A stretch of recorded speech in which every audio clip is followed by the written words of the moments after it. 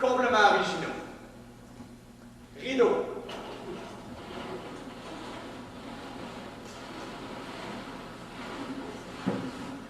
Lumière. Musique.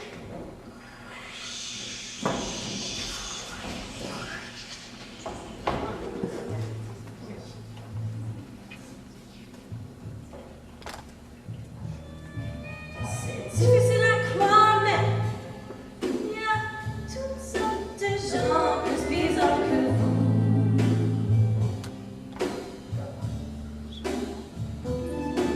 Des gens étranges et cervelés, parfaitement originaux. Je pense à deux personnes que j'ai connues il y a longtemps. Des jumeaux. Ah, des bessons. Ils vivaient leur petit train de vie comme ils le pouvaient et ne se rendaient même pas compte qu'on riait d'eux. On riait d'eux affectueusement, bien sûr, car Gérard et Ginette là-dessus, ils étaient des innocents. Jamais un fait de mal à une mouche. Et ça me rappelle une histoire. Lorsqu'ils étaient jeunes, Gérard et Ginette là-dessus avaient pris pitié de la collection de mouches du gros Gaston et ils avaient libéré les mouches et Gaston mis tout de l'après-midi à ramasser et à garder dans son bocal.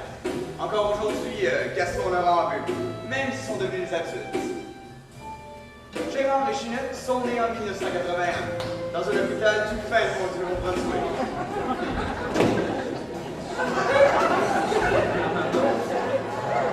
Leurs années d'enfance sont bien sérieux ici, on ne sait pas grand-chose de leur sujet. Mis à part quelques anecdotes ici et là, celle de la collection du gros Gaston, celle de leur voyage pour tout le monde, mais ce sera pour une autre fois celle-là. Je m'égare. Toujours est-il que Gérard et Ginette là-dessus, ils ont passé leur vie ensemble. Du moment de la conception, dans le ventre de leur mère, de l'enfance passée à l'ombre de l'autre, de la vie adulte vécue côte à côte dans deux logements miroirs où ils ont fait enlever les murs, jamais Gérard et Ginette ne s'étaient quittés plus de 24 heures pour bien travailler. Gérard à l'usine de boîtes de carton et Ginette à rester à la maison, en fabriquant de glorieux paniers de macramé. Ils se soumisaient l'un à l'autre. Ils étaient bien l'un avec l'autre. Ils connaissaient l'autre comme le fond de leur âme, mais je parle, ils se réveillent le soir.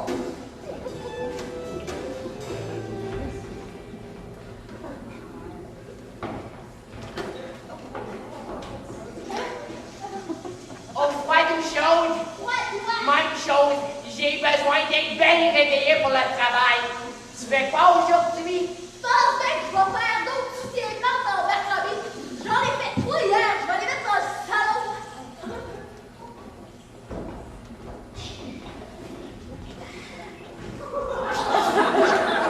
Je viens juste d'ouvrir le brosse à dents. Elle brûle. Je me lève la main. Oui, mais sur ton derrière. Génial, la sœur. Viens ici.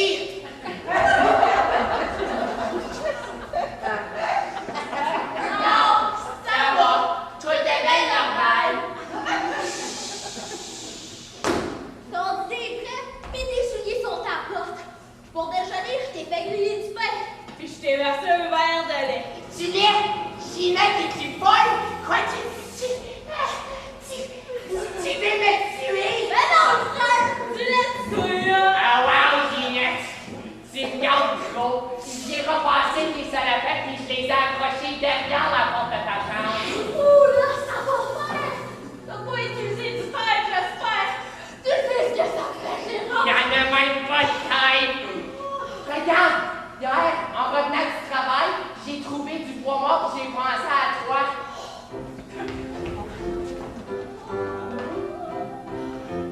Tiens, je te l'ai apporté. Oh, Gérard. C'est bien toi qui me dois trop. Je vais aller le mettre avec les autres.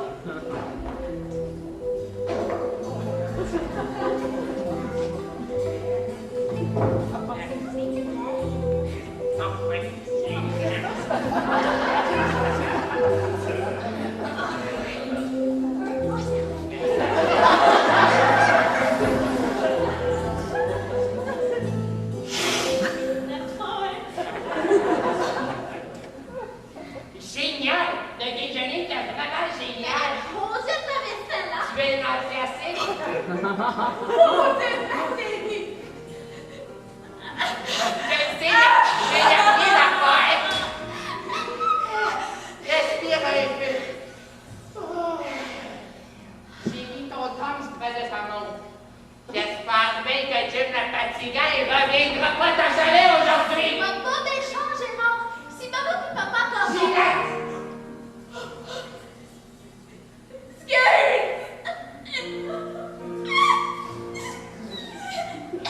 Attends, il est venu hier. Non, c'est pas qu'il va revenir aujourd'hui. J'ai dit qu'on avait déjà un vacuum, puis qu'on en voulait pas un deuxième. Tu l'as bien mis à sa place.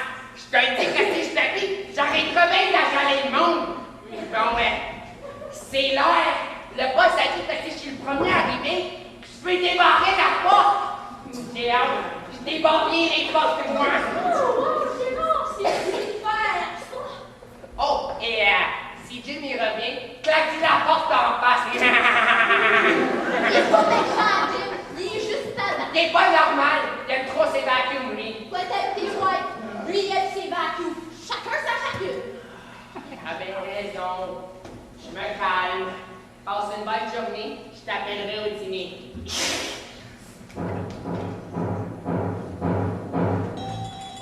Bye! Chacun la chanson.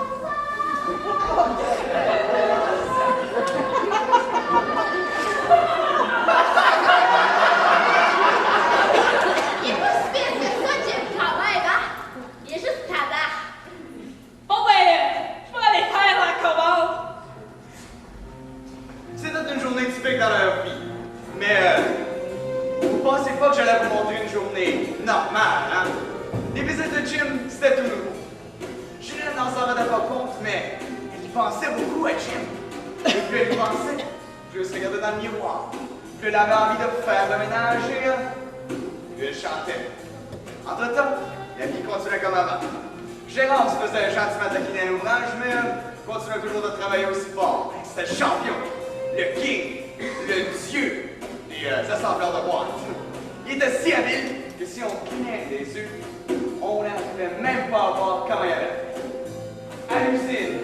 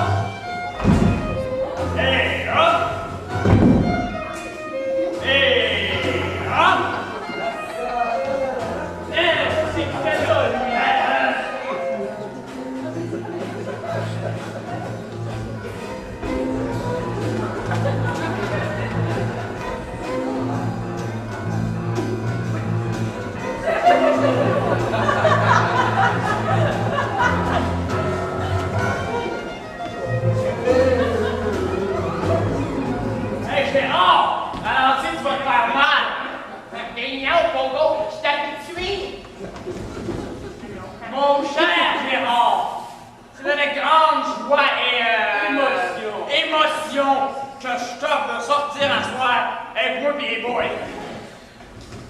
On s'est parlé là, puis on s'est dit que t'étais un gars pas mal spécial. Ça tente-tu? Kevin? Non,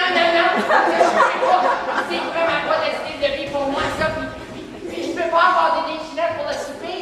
Vous l'avez dit, il est pas capable! Une déchinette peut pas être seule! Veux-tu changer la petite couche à Gérard?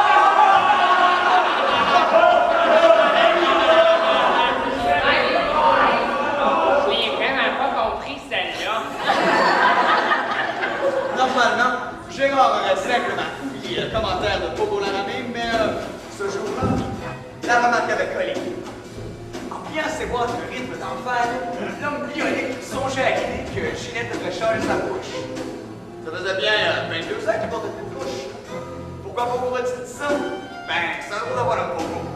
Gérard avait déjà tout soupé, lui pour en parler avec sa sœur. Hey, c'est passionnant la vie. On peut en parler le soir en mangeant ses carottes ou ses petits pois. Justement, c'était la soirée des petits pois. Gérard tremblait d'excitation. Vite, mon gérant, terminez quoi? Nous allons aller tous fort pour souper. C'est les plantes en bac que je fais aujourd'hui. Puis en plus, j'ai fait la commande, ils vont me les livrer 2 jours d'après. Hey, Ginette, j'ai été levé premier au travail ce matin. C'est super, Gérard. Ouais, c'est ça, 72e jour d'affilée. Je suis champion! Les autres doivent être jaloux, hein? Non, au contraire. Pogo est venu voir et il m'a donné un gros compliment. Il m'a dit que j'étais un gars spécial. Puis après ça, il m'a demandé si j'allais voir le fils des boys. Il est-tu malade? Je le sais, mais c'est l'intention qui compte. Mais après ça, il m'a demandé si c'était pour changer ma couche. Ça fait 22 ans qu'on a lâché les couches. Mais je sais pas ce qu'il voulait dire. Il y en a des bizarres dans le monde, hein? Eh bien, qu'est-ce qu'on mange? Ça fait que j'ai fait du stuff. Excès? Non, oui. Puis j'ai fait des petits pois. Des pois Brinjai. Oui, congelés. Ils sont bien plus verts que les pois d'Argentine. J'ai dit revenons aujourd'hui. Ils sont bien plus gros que les pois Billy's. Mais les pois de marque, ils sont bien plus smooth. Moi, Jim, encore, qu'est-ce qu'il veut? Demain, j'ai déjà hâte à demain. On mange des carottes, hein? Des carottes. Viens-tu manger? Oh, Gérard.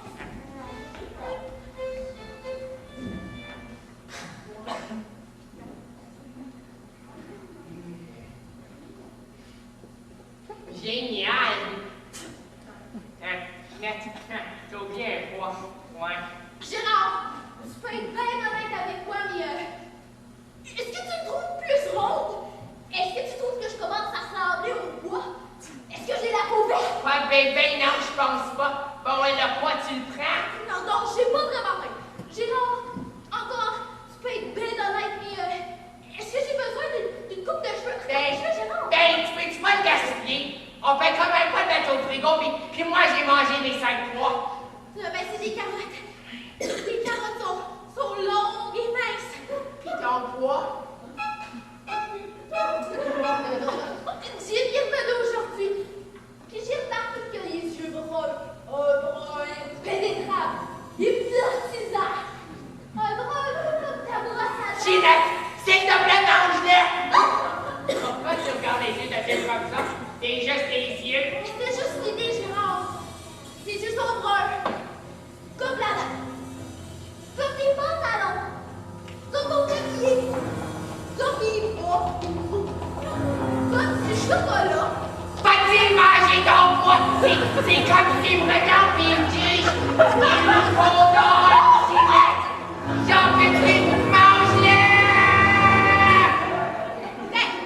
Courage! Il est tout vraiment bon notre vacuum, Gérard, parce que je pourrais nous en avoir un rouge, luisant. Le Gérard, pense-y, hein? Non, t'as rien que les vacuums en tête aujourd'hui? Ah non, c'était juste l'idée. En tout cas, on jette la vaisselle, puis on regarde un petit peu le petit bac avant de coucher, hein? C'est beau. Tu peux faire des pois à serre, comme la poire au papaya. Gérard, non! On va aller regarder s'il pack. Ça va changer le mal de place.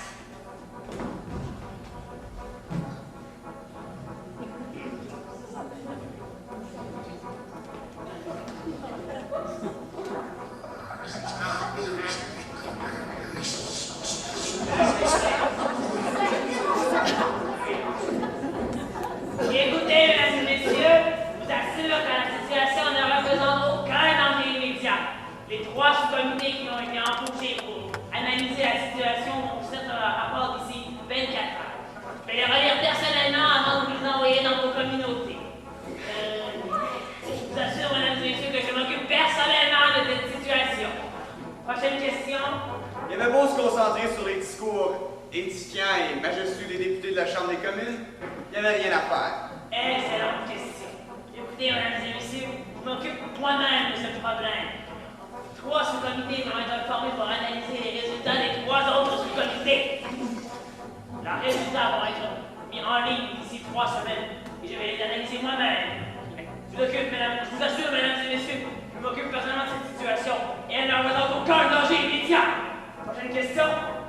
Ils étaient tous les deux préoccupés par ce qui s'était dit au souper. comment Ginette ne pouvait-elle ne pas manger son poids? Et pourquoi Gérard était-il si obsédé avec la routine? Si elle voulait changer la routine, elle, ça pourrait bien lui faire. Et pourquoi comparer les yeux de Jim, l'insignifiant, avec sa brosse à dents? Étrange. Tout ça, c'était bien étrange. Il est peut-être ça, regardez. Bonne nuit. Le soir venu, les jumeaux ont très mal dormi. Ginette de même un rêve pas mal étrange. Puisque c'est mon histoire et que tout ce que je raconte est vrai, nous allons regarder ensemble son rêve. Oui.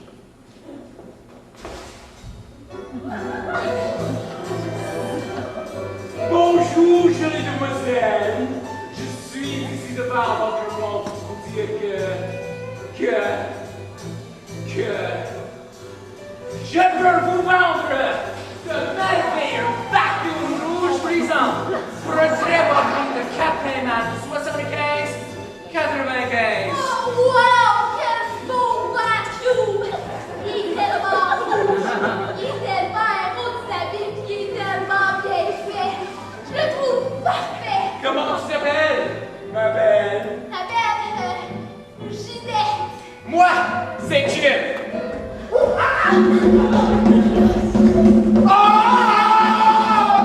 Pas Jim, ça c'est l'autre. Mais Jim tout court, ou bête, Jim the Vacuum Man. Oh, Jim, il est tellement rouge, il est tellement héros de sa vie, il est tellement bien fait. Oh, Jim. Oh, Oh, Jim. Jim. Ginette! Hey, Ginette! Ginette! Ginette, réveille! Je n'ai rien pour 15 minutes après. J'ai parlé au mur pour 15 minutes. Je vais demander avec toi, tu me répondais pas, hein? Oh mon Dieu, Gérard, je m'excuse. Gérard, Ah, il faut que je sois honnête avec toi. Parce que c'est mon frère. Et pas seulement parce que t'es mon frère, non, mais t'es mon jumeau. Des 2,5 minutes avant moi. Puis je t'aime. Mais c'est que j'ai eu un un rêve. rêve! Wow! J'ai presque rêvé, moi, une fois. Mais pas de chance. T'as rêvé à moi ou à nous autres commencerions dans la bédaine de maman? Ah, qu'on était bien, hein? Donc j'ai pas rêvé à toi. Et là, pourquoi pas? J'ai aucune idée. Ah, t'as rêvé à qui? Je sais pas pourquoi, mais dans mon rêve, c'était Jim.